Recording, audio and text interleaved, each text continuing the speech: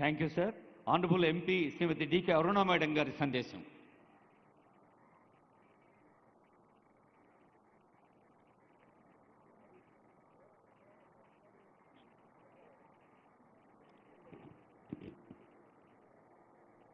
ఈనాటి ఈ కార్యక్రమానికి విచ్చేసినటువంటి గౌరవ ముఖ్యమంత్రి మన పాలమూరు బిడ్డ శ్రీ రేవంత్ రెడ్డి గారు, అదేవిధంగా మన ఇన్ఛార్జ్ మంత్రి దామోదర రాజనరసింహ గారు,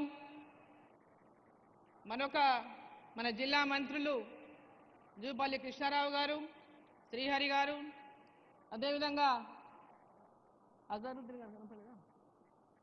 అజరుద్దీన్ గారు కూడా వచ్చినారు, ఇంతకుముందు కనపడ్డారు. మరి వేదిక మీద ఉన్నటువంటి మరొక పార్లమెంటు సభ్యుడు, నాగర్ కర్నూలు పార్లమెంటు సభ్యుడు మల్లు రవి గారు, స్థానిక శాసనసభ్యులు ఎన్ఎం శ్రీనివాసరెడ్డి గారు, జడ్చల్ల శాసనసభ్యులు అనిరుద్ రెడ్డి గారు, ఉమ్మడి జిల్లా నుంచి విచ్చేసినటువంటి శాసనసభ్యులకు, శాసన మండలి సభ్యులకు, వేదిక మీద ఉన్నటువంటి పెద్దలకు, వేదిక ముందున్నటువంటి అక్క చెల్లెళ్లకు, అన్న తమ్ములకు, మీడియా మిత్రులకు అందరికీ కూడా నా యొక్క నమస్కారాలు తెలియజేస్తా ఉన్నాను. ఈరోజు పాలమూరు జిల్లా యొక్క అభివృద్ధి లక్ష్యంగా మన పాలమూరు బిడ్డగా ఈ రాష్ట్రానికి ముఖ్యమంత్రిగా ఉన్నటువంటి రేవంత్ రెడ్డి గారి మీద ఒక పెద్ద బాధ్యత ఉంది మన పాలమూరు యొక్క అభివృద్ధి పైన. గతంలో ఎవరు ముఖ్యమంత్రులైనా ఏ జిల్లా వాళ్ళు ఆ జిల్లాకు చేసుకోవడం, ఏ ప్రాంతం వాళ్ళు ఆ ప్రాంతానికి చేసుకోవడం, ఆ ప్రాంతాల అభివృద్ధి కానీ మన పాలమూరు జిల్లాని ఎవ్వరు కూడా పెద్ద ఎత్తున ఈ కరువు జిల్లాను అభివృద్ధి పరచాలనేటువంటి ఆలోచన ఆనాడు ఎవరికి లేదు. విద్యలో కానీ, వైద్యంలో కానీ, ఇన్ఫ్రాస్ట్రక్చర్లో కానీ. ఈరోజు ఆనాడు పెద్ద ఎత్తున పాలమూరు జిల్లాను అభివృద్ధి పరచాలనేటువంటి ఒక లక్ష్యంతో, ప్రాజెక్టులను తీసుకుపోయినటువంటి ఒక లక్ష్యంతో పాలమూరు జిల్లా ప్రాజెక్టులను టేకప్ చేసి పూర్తవుతున్నటువంటి సందర్భంలోనే తెలంగాణ రావడం, తెలంగాణలో టీఆర్ఎస్ పార్టీ అధికారంలోకి రావడం, పాలమూరు జిల్లా నుంచే గెలిచినటువంటి కేసీఆర్ గారు మన పాలమూరు ప్రాజెక్టులను ఎండగట్టడం అనేది పాలమూరు జిల్లా ప్రజలు ఏనాడు మర్చిపోరని చెప్పి నేను తెలియజేస్తా ఉన్నా. పాలమూరుకి ఈరోజు ముఖ్యంగా పాలమూరు జిల్లాలో పెండింగ్లో ఉన్నటువంటి ప్రాజెక్టు పూర్తి చేయలేదు. పాలమూరు రంగారెడ్డి ప్రాజెక్టును ఆనాడు వెనుకబడిన జిల్లాలో పాలమూరు రంగారెడ్డి ప్రాజెక్టును టేకప్ చేస్తేనే తప్ప పాలమూరు జిల్లా మొత్తం సస్యశ్యామలం అవుతుంది. పాలమూరు రంగారెడ్డి కావాలని పట్టుబట్టి ఆనాడు ఆ ప్రాజెక్టుకు జీవోని ఇప్పించిన సందర్భంగా అధికారంలోకి వచ్చినటువంటి టీఆర్ఎస్ పార్టీ ఆ జీవోను ఉపయోగించుకొని తమే గొప్ప కార్యక్రమం చేపట్టిన, తామే పాలమూరు రంగారెడ్డి తీసుకొచ్చినట్లు, తామే పాలమూరు రంగారెడ్డి 3 ఏళ్లలో పూర్తి చేస్తామనే మాటలు చెప్పి పాలమూరు ప్రజల్ని మోసం చేసింది.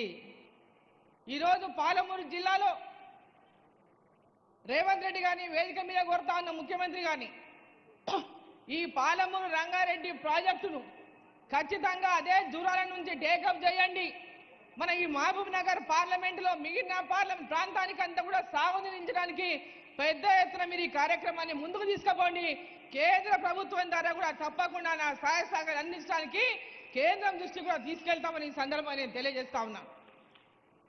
అదేవిధంగా ఈరోజు అభివృద్ధి విషయంలోకి వస్తే కేంద్ర రాష్ట్ర ప్రభుత్వాల యొక్క రెండు కలిసి ఆ నిధులను ఉపయోగించుకున్నప్పుడే మన రాష్ట్రం ఇలా అభివృద్ధి చెందుతుంది.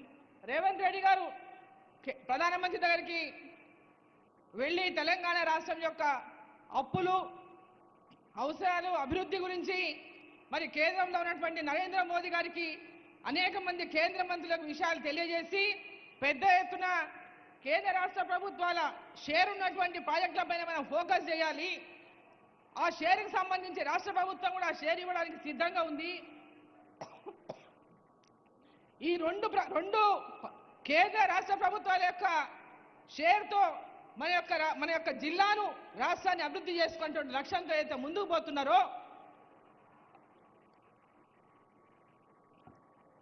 ఆ లక్ష్యంతోనే ఈరోజు కేంద్ర ప్రభుత్వం తెలంగాణలో వేరే పార్టీల అధికారంలో ఉన్నటువంటి విషయాన్ని కూడా ఆలోచన చేయకుండా దేశమంతా అభివృద్ధి చెందాలని వికసిత్ భారత్ లక్ష్యంతో 2047 కల్లా భారతదేశం ప్రపంచంలోకెల్లా వికసిత భారత్గా ముందుకెళ్లాలని అభివృద్ధి చెందాలనే లక్ష్యంతో నరేంద్ర మోదీ గారి యొక్క లక్ష్యాన్ని మరి తెలంగాణలో కూడా ఈరోజు నిధులు ఇస్తూ ముఖ్యంగా మన మున్సిపాలిటీకి కానీ ఈరోజు రోడ్లు కానీ ఈరోజు హైవేలు కానీ నేషనల్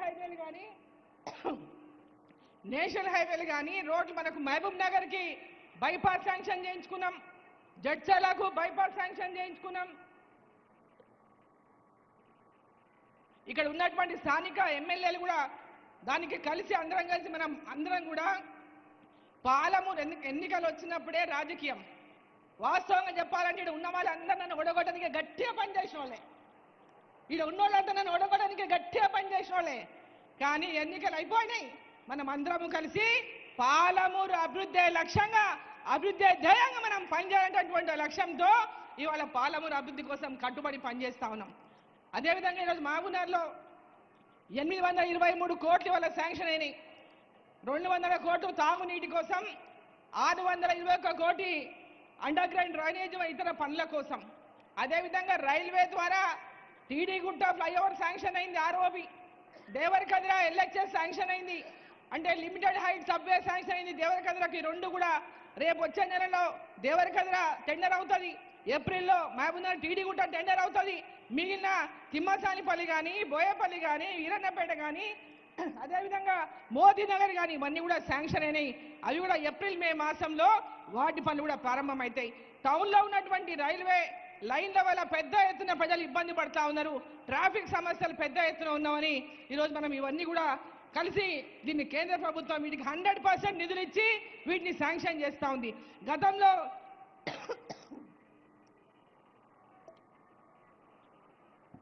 రైల్వే ఓవర్ బ్రిడ్జ్లు కట్టాలన్నా, ఆర్యూబులు కావాలన్నా స్టేట్ గవర్నమెంట్ షేర్ ఇచ్చేది.